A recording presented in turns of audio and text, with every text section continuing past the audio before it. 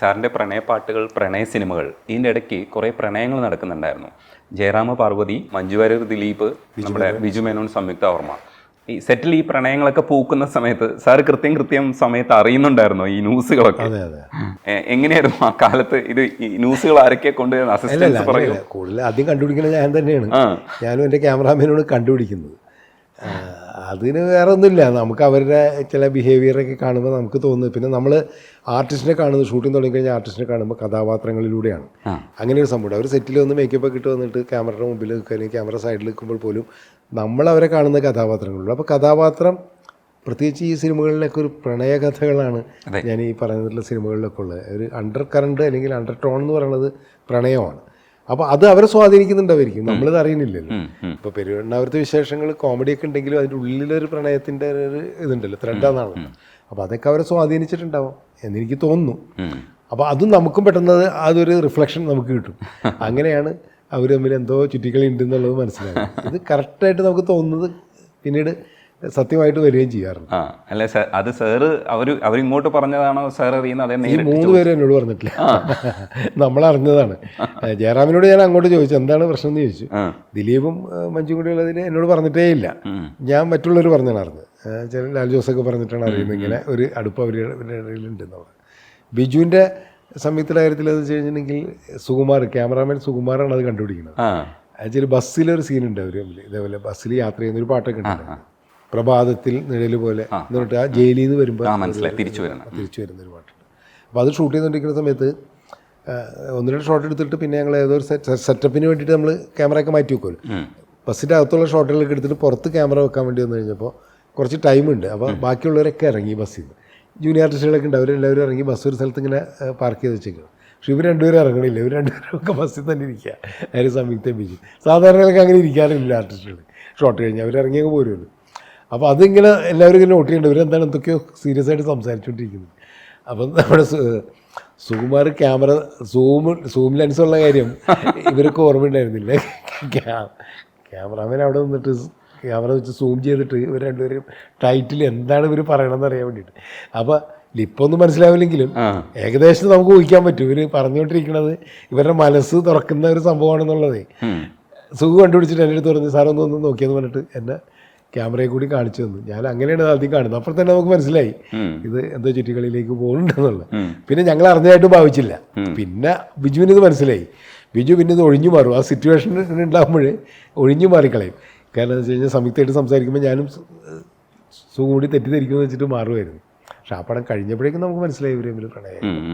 ജയറാമേട്ടൻ്റെ പാർവതിയുടെയും ശുഭയാത്ര ഭയങ്കര രസമുള്ളൊരു കോൺസെപ്റ്റാണ്. താക്കോല് നമ്മളിപ്പോഴും മറന്നിട്ടില്ല. അത് ആ താക്കോൽ അവസാനം ഉപയോഗിക്കാൻ വേണ്ടി ശ്രമിക്കുന്ന സമയത്തുണ്ടായിരുന്ന ഒരു സംഘർഷവും, നമ്പർ മറന്നു. അതെ, ഭയങ്കര സങ്കടമായിപ്പോയി. നമുക്ക് അത്രയും സങ്കടപ്പെടുത്തണമായിരുന്നു എന്ന് വരെ ഞങ്ങൾ ചിന്തിച്ചു. ഉള്ളടക്കത്തിൽ ട്രാൻസ്പെറൻസ്, കൗണ്ടർ ട്രാൻസ്പെറൻസ്, സൈക്കാട്രിയുടെ സാങ്കേതികതയും കൂടെ ഉപയോഗിച്ചിട്ടുണ്ടായിരുന്നു അതിനകത്ത്. പക്ഷേ കൈതപ്രത്തിൻ്റെ വരികളിൽ കൂരിരുൾ ചിമിഴിൽ ഞാനും മൗനവും മാത്രം എന്ന് പറയുന്നത് ശരിക്കും പടവുമായിട്ട് ഭയങ്കരമായിട്ട് യോജിക്കുന്നതാണ്. കൈതപ്രത്തിൻ്റെ വരികൾ പലപ്പോഴും ഒരു പടത്തെ എത്രത്തോളം എൻഹാൻസ് ചെയ്തു എന്നുള്ളത് നമുക്ക് ഡിസ്കസ് ചെയ്യേണ്ടതുണ്ട്.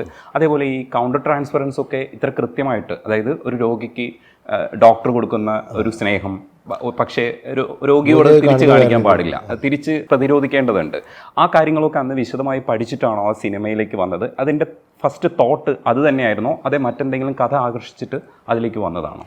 അല്ല, അതിൻ്റെ കഥ ആദ്യം പറഞ്ഞപ്പോൾ തന്നെ ചെറിയാൻ കൽപ്പവാടിയുടെ കഥയാണ്. അദ്ദേഹം മെഡിക്കൽ കോളേജിൽ പഠിച്ചിട്ടുള്ള ആളാണ്. അപ്പോൾ അദ്ദേഹത്തിന് ഈ മെഡിക്കൽ, പ്രത്യേകിച്ച് സൈക്കാട്രിയൊക്കെ ആയിട്ട് ബന്ധപ്പെട്ടുള്ള കാര്യങ്ങളോട് വലിയ താല്പര്യമുള്ള ആളാണ്. അപ്പോൾ ആ കഥ എന്നോടല്ല ആദ്യം പറയുന്നത്, ചെറിയാൻ മോഹൻലാലിനോടാണ്. ലാലിന് ആ കഥയും ക്യാരക്ടറൊക്കെ ഇഷ്ടപ്പെട്ടിട്ട് ലാൽ എന്നെ വിളിച്ചിട്ട് ഇങ്ങനൊരു കഥ ചെറിയാൻ കൽപ്പവാടിയുടെ ഉണ്ട്, ഒന്ന് കേൾക്കാവോ എന്ന് ചോദിച്ചിട്ട്. സുരേഷ് ബാലാജിയാണ് പ്രൊഡ്യൂസർ, ലാലിൻ്റെ അളിയൻ, ബാലാജി സാറിൻ്റെ മകൻ.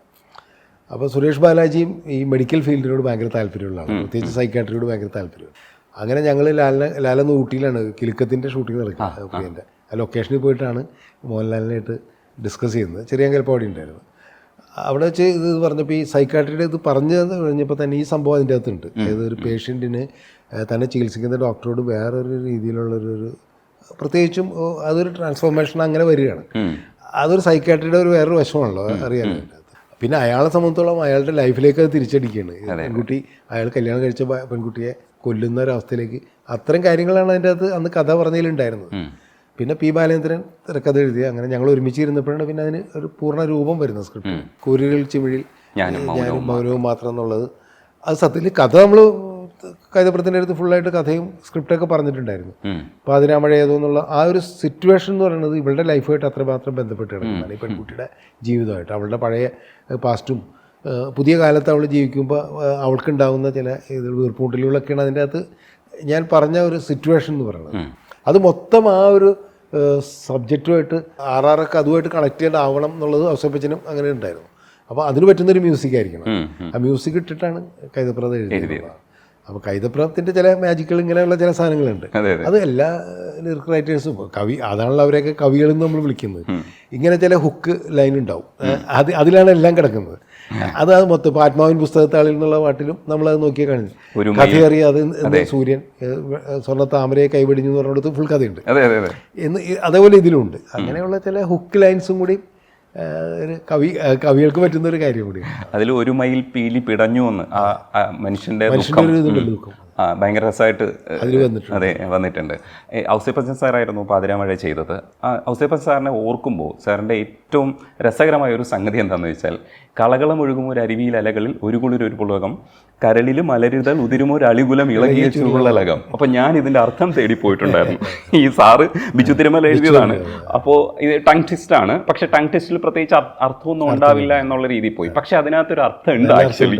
അതായത് കരളിൽ മലരുതൽ ഉതിരുമൊരു അളികുലം, അതായത് വണ്ടുകൾ ഇങ്ങനെ ഇളകിയാൽ എങ്ങനെയായിരിക്കും അതുപോലെ ഒരു ചുരുളലകം, മറ്റേതുപോലെ ഒരു അളകം ഉണ്ടായി എന്നുള്ളത് ഭയങ്കര രസമായിട്ട് അത് നമുക്ക് അർത്ഥം തേടി പോകാൻ പറ്റും. നേരത്തെ പറഞ്ഞൊരു മാജിക് കൂടിയാണ്. അതെ. അപ്പോൾ ഈ പാട്ടിന്റെ പിന്നിൽ ഒരു കഥ ഞാൻ കേട്ടിട്ടുണ്ട്. ഔസേപ്പൻ സാറ് പറഞ്ഞിട്ടുണ്ട്, യേശുദാസ് സാറിന് പാടാൻ പറ്റാതെ പോയിട്ട് ഔസേപ്പൻ സാറായിരുന്നല്ലോ റെക്കോർഡ് ചെയ്തത്. സിനിമയിൽ വന്നപ്പം ലാൽ സാറാണ് പാടിയത്.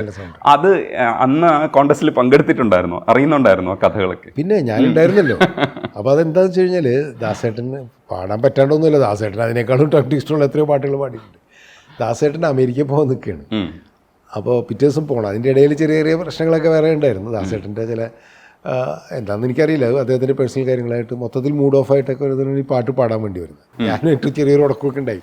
അതൊക്കെ ശേഷം അത് കോംപ്രമൈസായി ഭയങ്കര സ്നേഹത്തിലേക്ക് പോയിട്ടാണ് ഈ പാട്ട് പാടുന്ന സമയത്ത് ദാസേട്ടൻ ആ വരി ടങ് ട്വിസ്റ്റ് നമുക്ക് അവസാനം പാടാം എന്ന് പറഞ്ഞിട്ട് ദാസേട്ടൻ പാട്ടും മുഴുവൻ പാടി.